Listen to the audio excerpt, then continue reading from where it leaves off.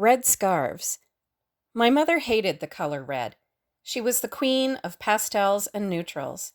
So when a very large quantity of thrifted red yarn hit her basket, I'm very sure she was not impressed. Knitting was more of a necessity than a joy for my mom. She would knit for my sister and I only when there was a need. At some point, when I was around the age of 8, a mass of acrylic red yarn appeared, along with the need for a scarf. She made my sister's scarf first, and it was quickly wrapped around her neck. Mine came next. However, my scarf seemed to take months.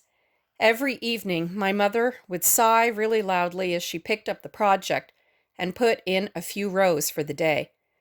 I can well understand the sigh. She was knitting the dreaded 2x2 rib.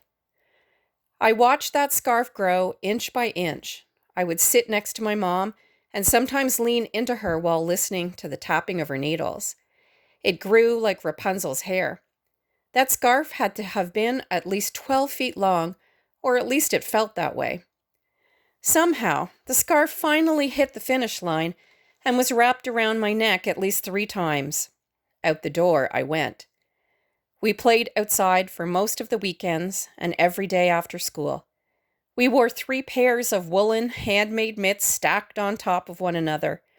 There was the traditional cord that my mom would make and sew onto the mittens. The cord was threaded through the arms of our coats so that the largest mitten would never fall off. These items provided the necessities of life while we built snow forts, went sliding, and enjoyed a good snowball fight. If you needed a Kleenex, you simply used the infamous red scarf. And if it got too wet, well, you just rotated the scarf around your neck. You could do this a good 6 to 8 turns before things got nasty. Thirsty? Those hand-knit mittens would supply an ever-present supply of snow clumps that you could bite off and melt in your mouth. My mother must have washed those accessories more times than I could count, but they never seemed to wear out.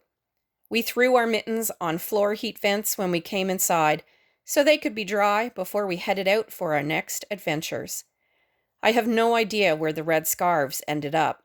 I'm sure they were worn threadbare, but they were always there to keep us warm in the cold Canadian winters. By the way, I adore the color red. Can you see why?